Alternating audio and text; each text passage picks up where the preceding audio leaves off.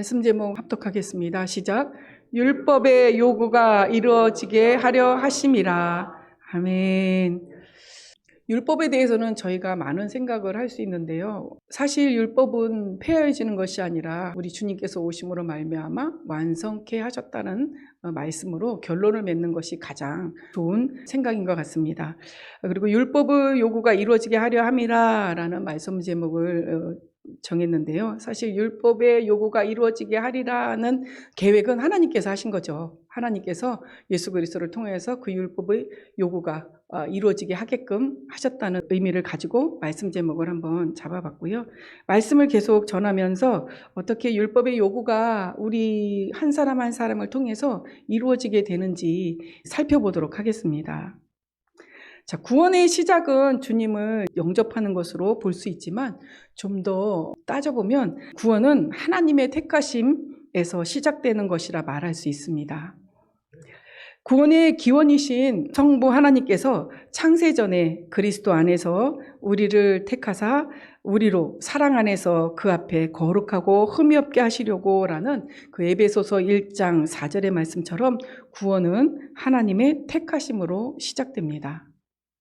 또한 구원의 근거가 되시는 예수 그리스도, 즉 하나님의 모든 것을 은혜로 받게 하시기 위한 예수 그리스도의 그 대속하심과 구원의 은혜가 실제가 되도록 연단하시고 훈련하셔서 구원을 완성하시는 성령 하나님의 인도하심을 우리는 구원의 여정 속에서 볼 수 있습니다. 자, 이렇게 구원을 시작하시고 구원의 그 계획을 동의하셔서 순종하신 예수 그리스도의 대속하심과 또 이 구원을 완성해 가기 위해서 연단하시고 훈련하시는 성령 하나님, 이렇게 성부, 성자, 성령 하나님에 대해서 지금 말씀을 드렸는데요. 예전에 목사님의 설교를 보면 이것을 아브라함의 하나님, 이삭의 하나님, 야곱의 하나님 이렇게 말씀하신 적이 있으세요. 참고하시면 좋겠고요. 구원의 여정 가운데 이와 같은 삼위일체 하나님과 함께하고 계십니까? 나를 구원하시고자 작정하신 성부 하나님을 믿으시며 그 은혜 가운데 기뻐하고 계십니까? 나를 대속하신 예수 그리스도의 은혜로 나의 구원이 시작되었음을 또 믿고 기뻐하고 계십니까? 또 성령 하나님 안에서 연단하시고 훈련하심을 체험하고 계십니까? 그렇다면 다음 합독할 말씀처럼 우리의 구원은 형통할 것입니다. 이사야 48장 15절 합독하겠습니다. 시작. 나 곧 내가 말하였고 또 내가 그를 부르며 그를 인도하였나니 그 길이 형통하리라. 아멘. 이 말씀을 믿으십니까? 아멘. 형통한 삶을 산다는 것은 어떤 삶을 말하는 것일까요? 형통이란 모든 일이 뜻과 같이 잘 되어감이라는 뜻입니다. 나 오늘 형통함 받았잖아. 내가 이렇게 하고 싶었는데 다 잘 됐어. 이런 말씀 하시죠. 인사할 때도 형통하세요. 이런 축복의 마음으로 인사를 하시는 경우도 있으시고요. 이와 같이 모든 일이 내가 뜻하는 바와 같이 잘 되어감이라는 뜻입니다. 자, 그렇다면 하나님 안에서 우리의 구원이 형통하겠다는 것은 우리의 구원이 내 뜻대로 형통함을 받는 것일까요? 아니겠죠. 모든 일이 하나님의 뜻 안에서 잘 되어간다는 뜻으로 보셔야 되겠습니다. 나의 뜻과 원함 그리고 하나님의 뜻과 원함이 비교를 잘 하셔서 나의 뜻과 원함이 잘 되는 것이 형통이 아니라 나의 뜻과 원함대로는 잘 안 될지라도 하나님의 뜻과 바라심대로 된다라고 여기셔서 그것이 형통하다. 내가 하나님의 진리의 말씀을 지키고 있는데 나의 뜻과 원함은 아니야. 그렇지만 지키고 있다면 그것이 형통이 아니겠습니까? 왜냐하면 하나님의 뜻이 이루어지고 있기 때문이죠. 첫째, 형통한 삶을 산다는 것, 곧 하나님의 뜻이 잘 되어가는 삶. 나는 잘 모를 수 있지만 하나님의 뜻이 내 영혼 몸을 통해서 잘 되어가는 삶을 산다는 것은 첫째로 죄에서 떠나는 삶을 말합니다. 창세기 39장 전반에 걸쳐 나오는 요셉의 이야기는 여호와께서 요셉과 함께 하심으로 그의 범사에 형통케 하셨더라는 말씀과 악을 행하여 하나님께 죄를 짓는 자리를 요셉이 멀리하는 내용의 말씀으로 주를 이룹니다. 다시 말씀드리자면 요셉이 늘 하나님을 기억함으로 죄를 멀리할 수 있었고 또 그러하기에 하나님께서 함께 하심으로 형통할 수 있었다는 내용입니다. 요셉이 환경이 얼마나 파란만장했습니까? 그럼에도 불구하고 하나님께서는 내가 요셉과 함께 했기 때문에 요셉은 형통했어 라고 얘기하고 있는 거예요. 왜냐하면 요셉을 통한 하나님의 뜻이 잘 되어가고 있기 때문이었죠. 우리 또한 삼위일체이신 하나님의 놀라운 은혜를 기억함으로 죄에서 떠나야 할 것입니다. 부연 설명을 하자면 하나님이 요셉과 함께 할 수 있었던 것은 요셉이 하나님을 기억함으로 하나님 앞에 범죄하는 자리에서 떠나 있었기 때문이에요.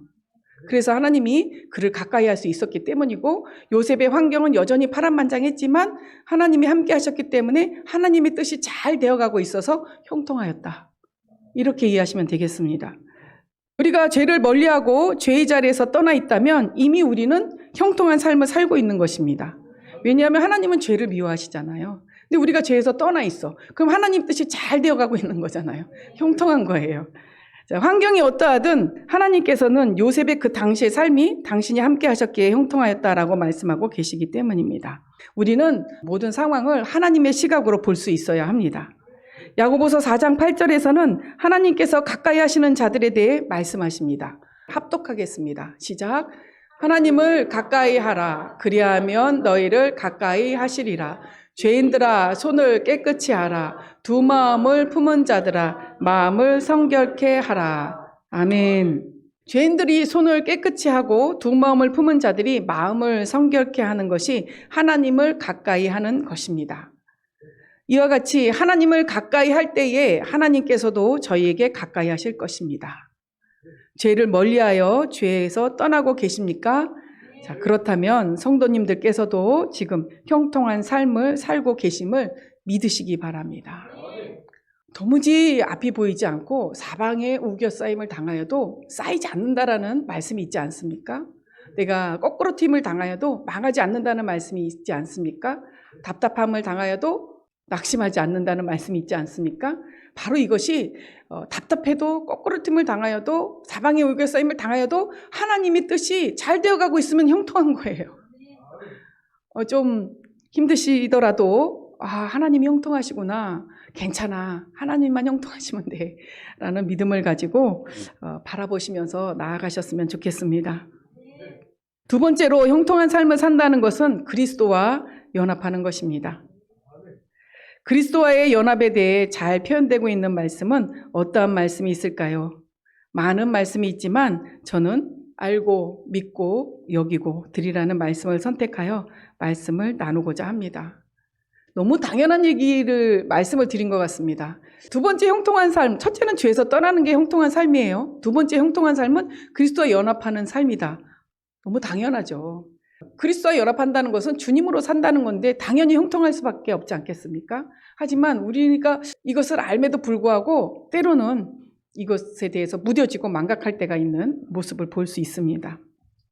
자, 방금 말씀드렸던 대로 그리스도와 연합하는 것, 사실 말씀과 연합하는 건데 이런 연합에 대해서 가장 잘 표현되고 있는 말씀이 무엇이 있을까 봤더니 알고 믿고 여기고 드리라는 말씀이 떠올라서 이것을 선택해서 말씀을 나눠보고 싶습니다. 자, 이 말씀은 거듭나면서부터 관심을 가지고 집중적으로 훈련해야 할 말씀입니다. 또한 모든 믿음의 여정에서 기억하며 명심할 뿐 아니라 기초석이 되어 있어야 하는 말씀이라고 여겨집니다. 알고 믿고 여기고 드리고라는 이 말씀이 사실 우리가 거듭나면서 훈련을 받고 있지만 이 말씀을 이제 잠시 후에 살펴볼 텐데요. 사실 이 말씀은 모든 우리의 믿음의 여정에 다 기초가 되어 있어야 되는 말씀이에요. 마치 목사님께서 지난 주일날에 사칙연산에 대해서 말씀하셨잖아요. 더하기 빼기 곱하기 나누기가 우리 초등학교 때 학습을 하지만 지금 우리가 나이 들어서 성인이 되어서 실생활에 적용하면서 살고 있지 않습니까? 더해보기도 하고 예를 들어 마트에서 10,000원을 줬어. 내가 7,800원어치 샀어. 그러면 2,200원을 거슬러면 되는구나. 이렇게 사칙연산에 대해서 더하기 빼기에 대해서 활용을 하고 계시지 않습니까? 잔돈을 제대로 받았나? 물론 요즘엔 계산서에 다 찍히긴 하지만요.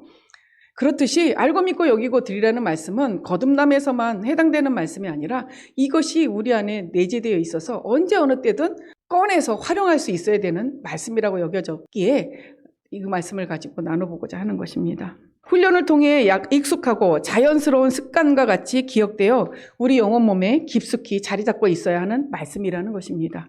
사람의 생리 기능 중에 무조건 반사라고 있습니다. 들어보셨죠? 무조건 반사. 무조건 반사라는 것은 즉 외적으로 내적으로 어떠한 자극이 팍 주어지면 두뇌의 판단을 거치지 않고 자동적으로 반사적으로 특정 기능을 수행하는 현상이라고 합니다. 보통 우리가 뭘 딱 보면 생각이 들어요. 아, 내가 이걸 해야 되지? 이거 말아야 되지? 하면서 두뇌가 막 돌기 시작을 해요. 근데 이 무조건 반사는요, 어떠한 외적, 내적으로 어떤 상황이, 현상이 벌어지면 그 뇌를 거치지 않고 팍 나오는 게 있어요. 그게 뭐냐면 재채기, 딸꾹질. 나 딸꾹질 해야지. 그래서 딸꾹딸꾹 하지 않으시잖아요.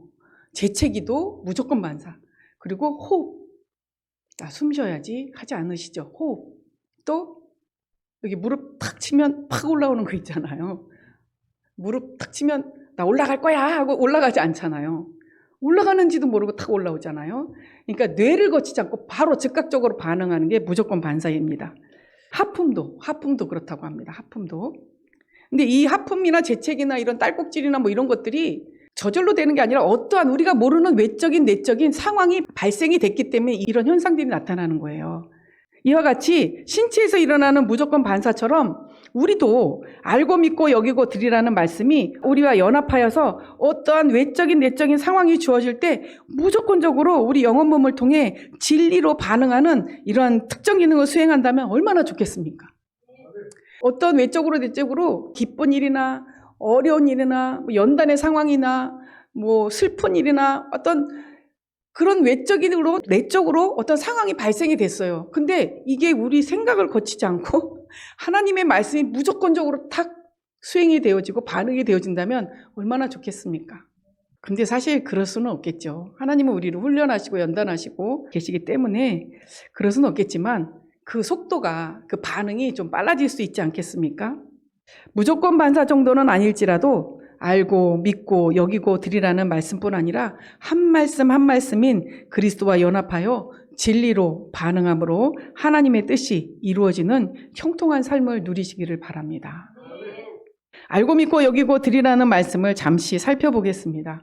말씀은 로마서 6장 6절에서 13절에 걸쳐 기록되어 있습니다. 제가 좀 쉽게 표현을 했는데요. 알고 믿고 여기고 드리고를 지금 기억하고 계시나요? 뭘 알고 뭘 믿고 뭘 여기고 뭘 드리라는 거 혹시 기억하시나요? 그런데 알아야지 이것을 훈련할 수 있지 않겠습니까? 우리가 아는 것은 우리가 죄에게 종노릇하는 옛사람이 예수와 함께 십자가에 못 박아 죽음으로 더 이상 내가 죄의 지배를 받지 않고 죄에게 종노릇하지 않은 존재라는 것을 아는 것입니다. 그거부터 아셔야 돼요. 내 옛사람이 죄에게 종노릇하는 나의 옛사람이 예수와 함께 십자가에 못 박혀 죽었어. 그래서 나는 이제 죄에게 지배를 받지 않아. 그리고 죄에게 종노릇하지 않아. 라는 것을 아는 거예요. 지각하기 시작을 하는 거예요. 그래야지 죄하고 싸우는 훈련이 시작되지 않겠습니까? 그럼 뭘 믿냐 하면요. 죽었잖아요, 지금. 바로 죽었잖아요. 십자가에서 죽었다고 말씀드렸죠. 그러면 내가 이제 그리스도와 함께 죽었으니 그리스도와 함께 다시 살 줄을 믿는 거예요. 알고 믿고. 연결해서 기억하시면 좀 쉬우실 것 같아요. 십자가에 죽어서 죄에게 지배당하지 않아. 난 죄에게 종노릇하는 존재가 아니야.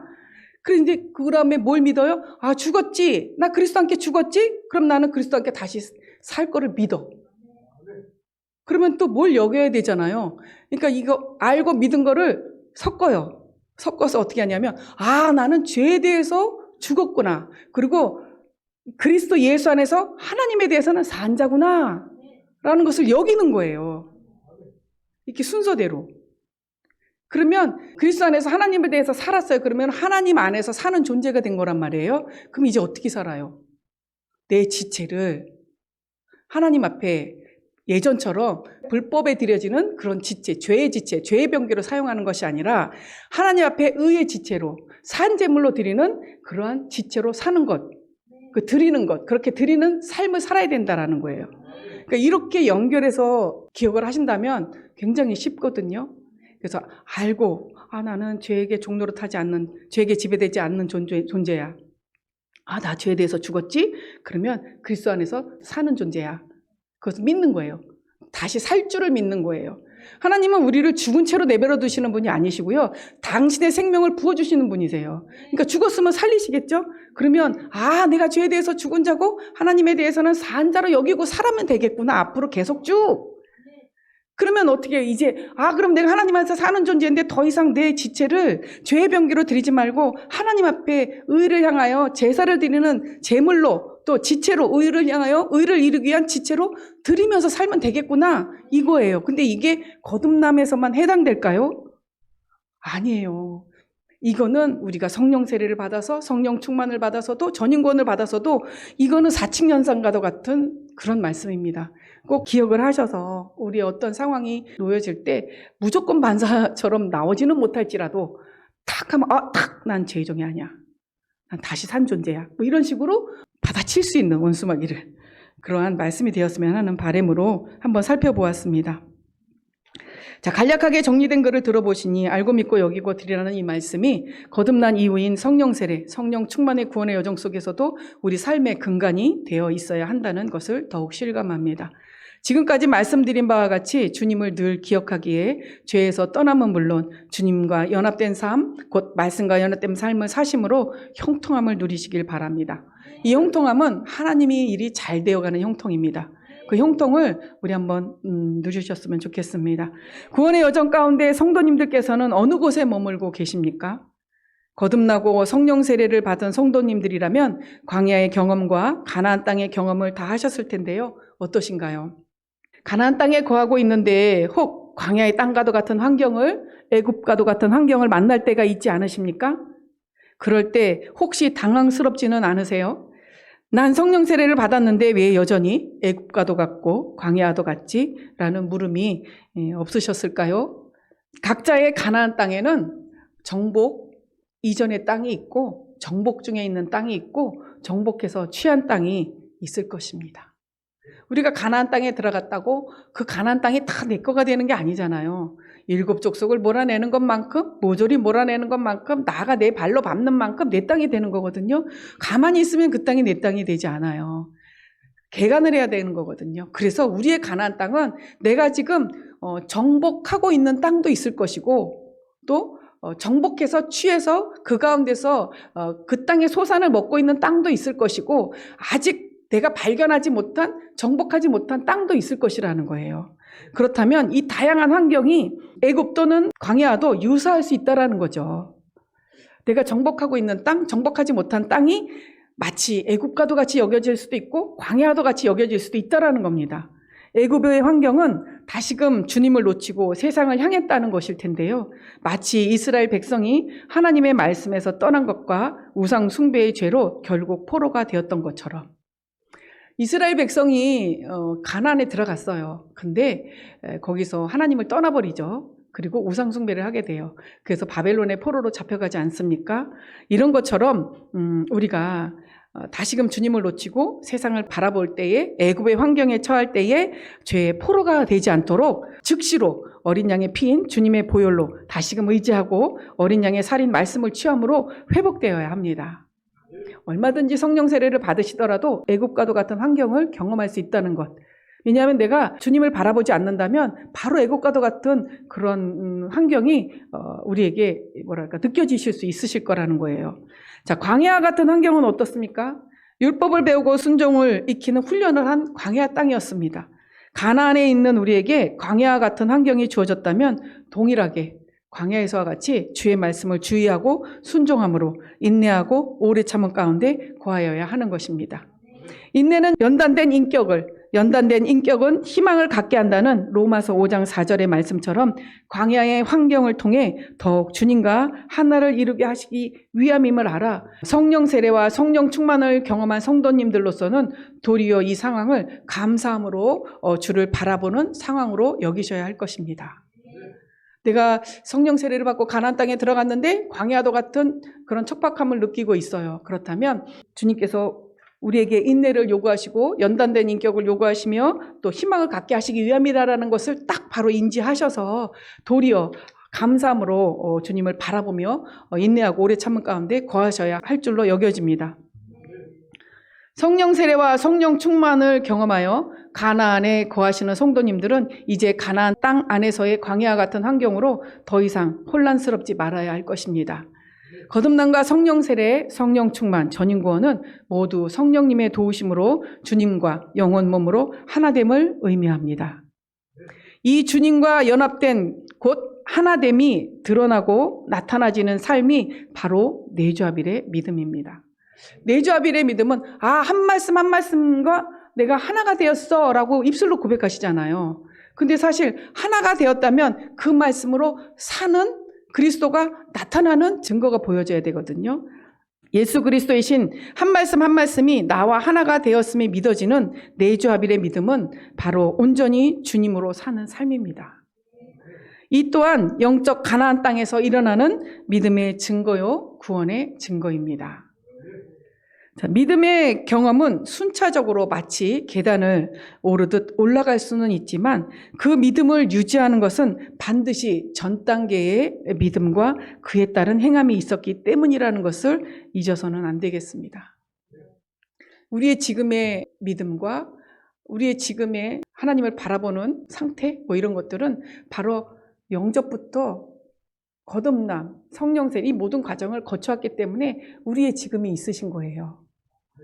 거듭남은 주님의 영접하는 단계가 있어야 했고 성령세례는 반드시 거듭난 후의 일이며 성령 충만은 성령세례를 통해 받고 전인구원의 믿음과 내주합일의 믿음 역시 모든 과정이 동시에 존재하고 있어야 유지된다는 것을 믿으시기 바랍니다. 아까 말씀드렸던 것처럼 알고 믿고 여기고 드리라는 말씀이 거듭남에서 훈련했던 말씀이야. 내가 광야에서 훈련했던 말씀이야. 나 이거 통과했어 하고 예수 그리스도께서 이미 이루신 이 근간이 되는 말씀을 놓쳐버리면 성령 세례가 무슨 소용이 있겠습니까? 그것을 정말 옳은 성령 세례라고 정말 내가 성령 세례를 받았다고 말할 수 있을까요? 그렇듯이 우리의 이런 모든 과정은 동시에 존재하고 유지돼야 된다는 것을 믿으시기 바랍니다. 물론 거꾸로 영접에서 거듭남과 성령 세례를 체험할 수는 없으세요. 거듭남의 상태 광야에서 내가 가나안 땅을 맛볼 수는 없으세요.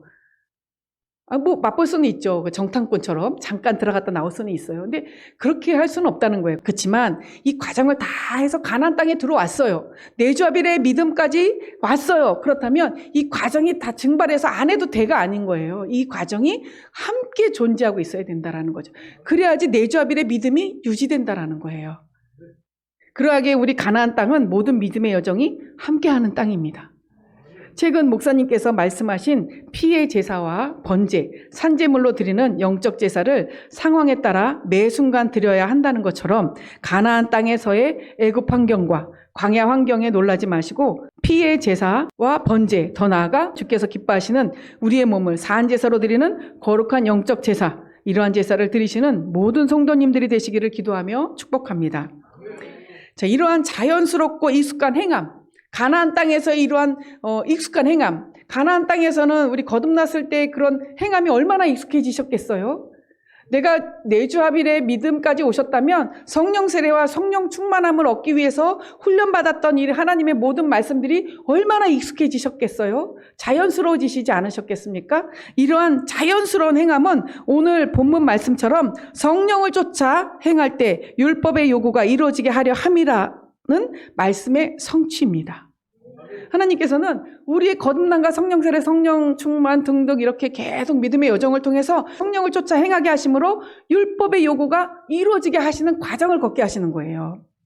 내주합일의 믿음, 내주합일의 은혜로 그리스도가 우리를 통해 나타나시는 것, 이것이 바로 율법의 요구가 이루어지게 하시려는 주님의 계획이 아닐까요? 주님이 내주합일의 믿음까지 오게 하셔서 내주합일이 뭐라고 말씀을 드렸습니까? 주님으로 그냥 사는 거예요. 말씀이 나와 하나가 됐다면 주님이 사시는 거 아니겠습니까? 주님으로 사는 거예요. 그러면 주님이 살면 주님은 율법을 완성하신 분이세요. 그러면 주님이 사는 것이 율법의 요구가 이루어지게 하시려는 하나님의 뜻과 계획하심이 이루어진 거다. 이렇게 보시면 된다는 거죠. 말씀은 여기까지인데요.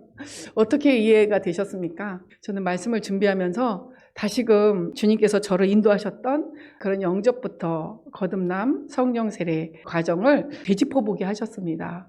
그래서 무엇보다 저를 택해 주신 하나님 앞에 너무나도 감사를 드렸고, 또 거듭나게 하신 하나님의 은혜에 감사를 드렸고, 또 이렇게 믿음의 여정을 지혜의 말씀의 은사와 지식의 말씀의 은사로 조영만 목사님을 통해서 알게 하심에 또 감사를 드렸습니다. 우리가 이제 가나안 땅에 거하는 모든 성도님들로서 이런 믿음의 여정을 다 놓치지 마시고요. 가나안 땅에서 더 익숙한 자연스러운 행함으로 율법의 요구가 이루어지게끔 해드리자고요. 우리 하나님 앞에. 그래서 아버지 앞에 영광을 올려드리는 우리의 모든 영과 혼과 몸의 모습이 되었으면 합니다. 말씀을 생각하시면서 기도하시겠습니다. 아버지 하나님, 저희 믿음의 여정을 보여주시고 믿음의 여정 가운데 열매 맺게 해주신 아버지 하나님 감사를 드립니다. 주님이 오시는 그날까지 우리가 이 은혜 가운데 보존케 하여 주시옵소서. 주여 한번 하시고 기도하십니다.